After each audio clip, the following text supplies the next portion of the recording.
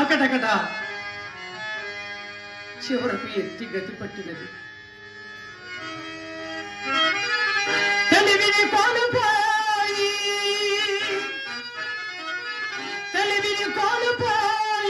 కడు తెప్పది కడు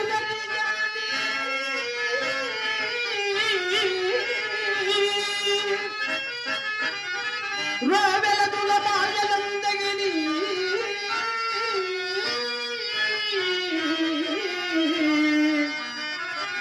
విత్తము వారి పదము చేసి లోకులకు గులామునై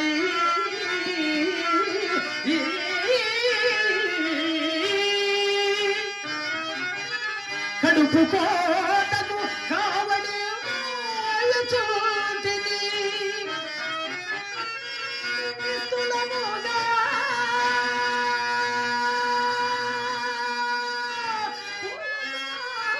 చిన్న చోటనే కట్టెలు మోసినట్లు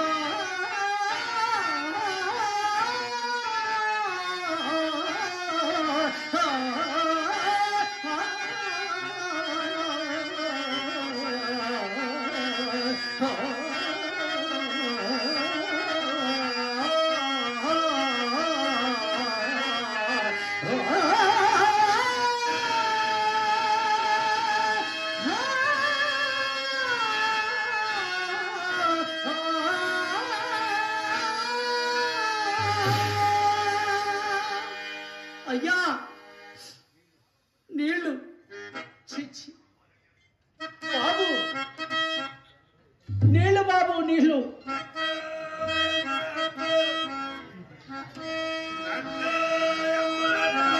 ఎక్కడ తీసుకోవడమే పావలాకి 4 అట్లు ₹1 2 అట్లు రూపాయికి 1 అట్టు. ఇదేమి చిత్రము? అట్లు అమ్మ అట్లు స్టాక్ నిల్వ ఉంచుకొని మరి అమ్ముతున్నారండి. అట్లు పావలాకి 4 వారం క్రితం అండి. ₹1 2 3 రోజుల క్రితం అండి. రూపాయికి 1 ఫ్రెష్ స్టాక్ అండి. అట్లు ఏమండి? ఎవరండి? నేనండి. నేనంటే ఇండియా ప్రైమ్ మినిస్టర్ వేడయా పోల్చుకోవడానికి. నేనంటే ఎవరు? నేనండి భవానీ శంకరాన్ని. ఏమన్నాయా?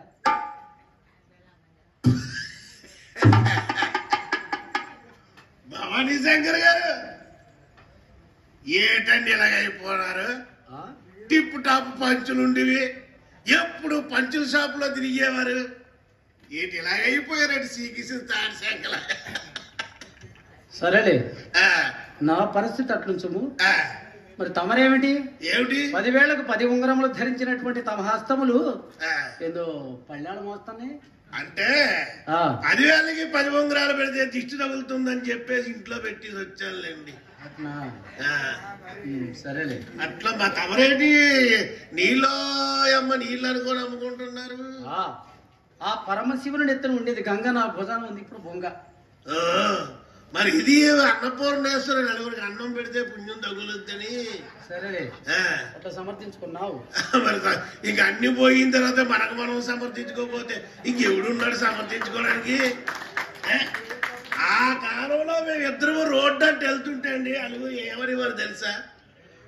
ఓహో రామలక్ష్మణులు అన్నదమ్ములు ఎలాగొస్తున్నారు చూడండి అనేవారు. కానీ ఇప్పుడు మేమిద్దరు రోడ్డు మీద వెళ్తే రాహు కేతు ఎలాగై ఉన్నారు చూడండి అంటున్నారు. అవును భవానీ శంకర్ గారు, పంతులు గారు ఏమండి ఏంటి నేను మాట్లాడినాను ఎంతవరకు నిజమో? ఏమిటది? ఏం మన శ్రీహరి చెప్పేట్టు కొట్టేసిందట. వీడికి ఎట్లా తెలిసింది? తమరడు కూడా చెప్పుతో కొట్టిందని విన్నా. సరస్సు వాడే క్రమంలో చెప్పు తీసి ఇలా డాన్స్ అయిపోతే ఆ చెప్పు అలాగే ఎగురుకుంటూ వచ్చి మీద పడిపోయింది. టుపుక్కు నేను పక్క తప్పుకున్నానులేండి. చల్లండి ఎవరు వెండి కవర్ చేసుకున్నా జరిగింది అదే కదా. కాదు పళ్ళో పడి పుసుక్కును మూసిందట. ఆ ఎదవమండి ఎంగిలే ఆ గట్టాన్ని తలసుకుంటే ముందు చూశారు. మన మీద పడింది లేండి అనుభవం అనుకుంటుంది. సరే ఇప్పుడు తర్వాత మనకు అర్థమేంటో. నేను అట్లు మీరు నీళ్ళు అని అమ్ముకోవడమేనా ఇంకేమైనా వీలింది ఏమైనా ఉందా? కాదు భవానీ శంకర్ గారు చెప్పండి. ఏమైనా కొత్త ఖాతాలు ఏమైనా ఎట్టారు ఏంటి? కొత్త ఖాతాలు ఇంకా సిగ్గు రాలేదయ్యా? ఇంకా సిగ్గు రాలా? కొత్త ఖాతాలు అంటే కొత్త ఖాతా అంటే మా ఇంటి దగ్గర ఉన్న పరిస్థితిని బట్టి ఖాతాల కోసం నేను అలాగొచ్చానులేండి. సిగ్గని అనుకోలేను కానీ బుద్ధి వచ్చిందండి. మంచిది. ఎవరది? ఏమన్నా అలాగేడుతున్నారు? ఎవరు? నన్ను గుర్తుపట్టలేదా? శెట్టి గారు మన చిత్ర అండి. మన చిత్ర? మన చిత్రే. మన చిత్ర ఏమన్నదో విన్నారండి? ఏమన్నది? దండాలండి బావగారు దండాలు అన్నది. అంటే ఆ దండాలే తెచ్చే మాకు ఇన్ని కష్టాలే చిత్ర. ఏం కాదండి పెద్దవారు కాబట్టి దండం పెట్టాను అనమాట. అవును మరి దాని అర్థం ఏంటో తెలుసు శంకర్ గారు? చెప్పండి. ఇంకా మాయముండ నా కొడుకున్నారు ఇంకా మీరు బతికే ఉన్నారా పోలేదా అని అర్థం. బాగా చెప్పారు. అది అదే ఉండొచ్చు. ఏమండి మా ఆస్తి అంతా పోయిందని అమ్మకు ఒకసారిగా పిచ్చి పట్టింది. పోయింది సత్తదికి నెక్స్ట్ కట్టం అదిగో నాలిక శపించేసేది అంతే. నా శాపం తగిలేసేది పనికి మాలమంటకి. కాదు మీ అమ్మకి ఏ పిచ్చి పట్టిందే? ఏంటి 2 రకాలు ఉంటాయా? మరేంటి నీకు తెలీదా? తెలీదు. ఇదెళ్ళి ఊరి మీద అందరినీ గరిచింది అనుకో అది మత పిచ్చ అంటారు. ఆ ఊరలో అందరితో కుక్కలతో కనిపించుకుంది అనుకో దీనికి మామూలు పిచ్చి. మత పిచ్చే కరుస్తుంది. దానికి అదే పిచ్చి పట్టుద్ది. అది పిచ్చెక్కిన కుక్కలా కనబెట్టి మేము ఇలాగ అయిపోయాం. సరే కానీ మరి హాస్పిటల్కి చూపించలేదా? చూపించామండి తగ్గదన్నారుగా. ఏ హాస్పిటల్ చూపించారు? అక్కడ ఉంది చూడండి. ఏది హాస్పిటల్ గా? పశువుల హాస్పిటల్. చాలా ఊరుకండి మా అమ్మ మనిషి. మనిషి అని మీరు అనుకుంటే సరిపోతే మేమందరం అనుకోవాలి. ఓ మంచి మీరు ఎన్ని హాస్పిటల్కి వెళ్ళినా సరే దానికి తగ్గదే. ఇలా తిన్నగా వెళ్ళిపో. మన రాజుపాలెం శివారు పశువుల హాస్పిటల్ ఉంది. అదే మరి అక్కడ తీసుకెళ్ళు. అక్కడ కాంపౌండర్ ఉంటాడు పెద్దసేడు పెద్ద కోటయ్య అని. ఆ సరిగ్గా ఇంత ఉంటది ఇంజక్షన్. ప్రతిదానికి అదో తలంపు మీకు అందరికి అదే యావలో ఉంటారు కదా. ఆడ ఇంజక్షన్ ఎత్తి పొడిచాడు అనుకో మొత్తం మీరు పొడుచుకోవచ్చుగా. మాకేం పోయింది ఇంకేముంది మా దగ్గర ఇంకేం మిగిలిందని మేము పొడుచుకోవడానికి.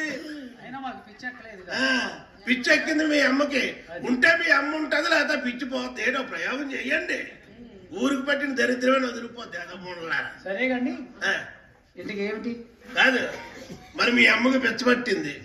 మరి మీ అక్క పరిస్థితి ఏంటి? అక్కయ్యకి కళ్ళలో దేవుడు కనిపించాడు. నేను కనిపించుంటా. నేనే కాదండి బాబు. కళ్ళలో అని గ్యాప్ ఇస్తే నేను కనిపించానేమో పొరపాటునని. నువ్వెలా కనపడతావు ఎంతలా ఉంటే? ఎంతలా ఉంటే కనపండి ఏంటి? ఏమండి శ్రీకృష్ణ పరమాత్ముడు కనిపించాడు. అనగా దేవుడు అంటే ఎవడో తెలుసండి? ఎవరండి? అలా జీడ్లు అమ్ముకుంటాడు కదా పట్టాల పక్కన. ఆ దేవుడు గారు కనిపిస్తుంటాడు. కాదండి సాక్షాత్ శ్రీకృష్ణ పరమాత్ముడు. శ్రీకృష్ణ పరమాత్ముడే. ఏ అప్పుడు కనిపించాడు చెప్పు? తెల్లవారుజాము 4 గంటలకు. అది భగవంతుడు తెలివైనడండి. ఏ టైంలో వచ్చి వెళ్ళిపోలో ఆయనకి తెలుసు. అది మాకు తెలియదు కాబట్టి ముందు పగలార 24 గంటలు అక్కడే పడి ఏడ్చి వారు ఇలా ఇల్లు గుళ్ళ పోయి ఇటు ఇలా అట్లో అనుకుంటా నీళ్ళు అమ్ముకుంటున్నాడు. కానీ ఏం చెప్పారు శ్రీకృష్ణుడు? సాని గురించి మానేసి సారా కొట్టెట్టుకోమన్నారు. ఏం కాదండి, సన్యాసం పుచ్చుకోమన్నాడు.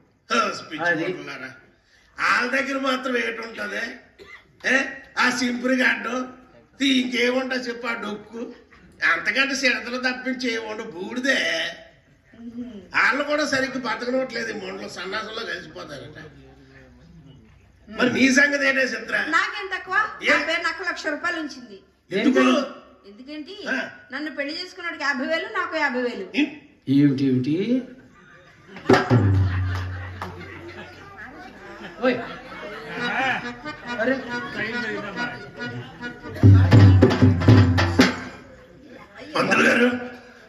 పంతులు గారు ఏమండి, మన రాజపాలెంలో ఎవరైనా మంచి ముహూర్తాలను పెళ్లి చేసే పంతులు పిల్లండి ఒకసారి. దేనికండి పెళ్లి? ఎవరికి? నీకు నాకు. నీకు నాకు పెళ్లి? నీకు నాకు పెళ్లి నాకంటే 100 గడ వస్తాడు నీకు. చాలా ఊరికండి, కొండెక్కడ తొండెక్కడ ఆయన చిన్నపిల్లని చేసి పెళ్లి చేసుకుంటారు నన్ను. అమ్మో, మిమ్మల్ని పెళ్లి చేసుకుంటే పప్పు రుబ్బి చెట్లు అమ్మిస్తారు, నాకు వద్దు బాబు. మన శంకరం గారిని చేసుకుంటావు ఏంటి? ఆయన చేసుకుంటే తోటంతా నిండి పంపిస్తాను, నాకు అసలు వద్దే వద్దు. నన్ను చేసుకోక ఆయన్ని చేసుకోక తలపాగా కట్టుకొని ఉన్నారు చూడు అక్కడ. చూసావా నేను చేసుకుంటున్నాడు కానీ ఎలా అమ్మా వేసం మేలేస్తాడు కదా. ఆయన చేసుకుంటారా? ఎవరు వద్దులేండి. మరి ఎవరు వద్దంటే పెళ్లి పెడాక లేకుండా అలా ఉండిపోతాయి. నా పేరు 1 లక్ష రూపాయలు ఉంచింది కదా, ఆ డబ్బులు పెట్టి బతికేస్తానులే గాని, అయినా మీరిద్దరు ఇలా బాధపడుతుంటే అక్క చూడలేక మీకు ఒక మాట చెప్పరమ్మని నన్ను పంపించింది. అంటే ఇలా కూడా మేము బతకడం ఇష్టం లేదా మీ అక్కకి? సాని సంపర్కం వలన పొందిన అనుభవాలకి ఊరూరు 6 మాసాల పాటు ప్రచారం చేస్తే మీ దగ్గర తీసుకున్న నగలు, డబ్బు, ఆస్తి పత్రాలు అన్ని మీకు ఇవ్వబడతాయని అక్క చెప్పరమ్మంది. అమ్మయ్య, భగవంతుడు అనేవారు ఉన్నారండి. భగవంతుడు ఉన్నాడు. ఆయన స్వామి శ్రీకృష్ణ పరమాత్మ నీ గురించి ఏదేదో అనేసాను ఆయన, క్షమించిన ఆయన. మంత్రి గారు పదండి వెళ్ళి తెచ్చేసుకుందాం. ఆ డబ్బు ఒకటి వస్తారు మళ్ళీ ఇస్తాను. దేనికి? డబ్బు ఇచ్చేస్తారన్నారు కదా. ఆ ప్రచారం చేయాలండి.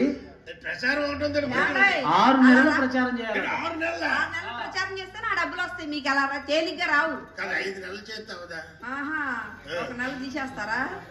6 నెలలు ప్రచారం చేసి ఆ డబ్బులు తెచ్చుకోండి, ఊరి పెద్దల దగ్గర ఉన్నాయి. మరి నేను వెళ్ళొస్తానండి. టాటా, సీ యూ, బాయ్ బాయ్. ఒంటరి పేద పోదు నా మీద, సరస్వాడు వెళ్ళిపోతాయి. మంత్రులు గారు మరి ప్రచారం చెయ్యాలంట.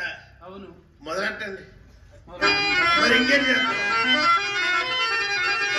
అయ్యలారా, చూచిదిరి కదా మా పరిస్థితి. మీరా రొంపిలో దిగకండి అయ్యా. అయ్యా,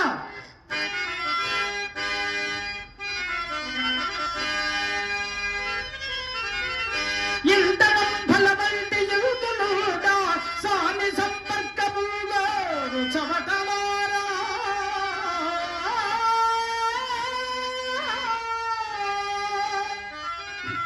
కొని పెంచినట్టి తక్కువ జాతి ముండల నెత్తిపై నిడుకును నీచులారా,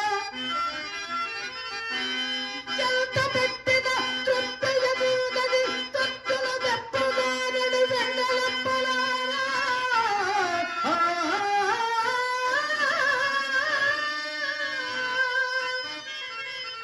ఎంత కమ్ముల నమ్మి ఇల్లు మోకిల్లమ్మి కొప్పొయ్యట్టుకులవారా, స్వానుభవిడి తెలుపుచున్నాను విడుడు. చచ్చి బ్రతికిన వాడును సాని గొప్పకు చచ్చి మిగిలిన వాడును మచ్చుడైనను పశుధనందు లేడు దైవము తోడు.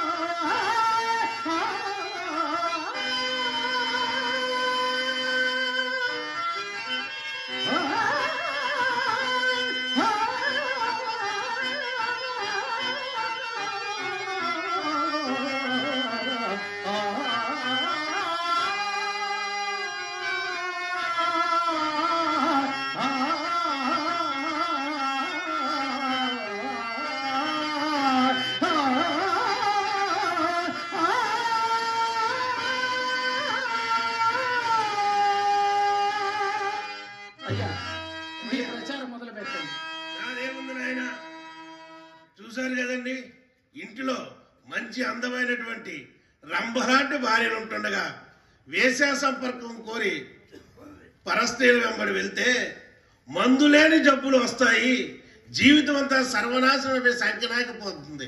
కాబట్టి అటువంటి వాటి జోటికి వెళ్లకుండా ఇంట్లో చక్కగా కాపురాలు చేసుకొని భార్య పిల్లలతో సుఖంగా ఉండి మీ ఆరోగ్యాన్ని కాపాడుకోవడమే ఈ యొక్క నాటిక సారాంశం.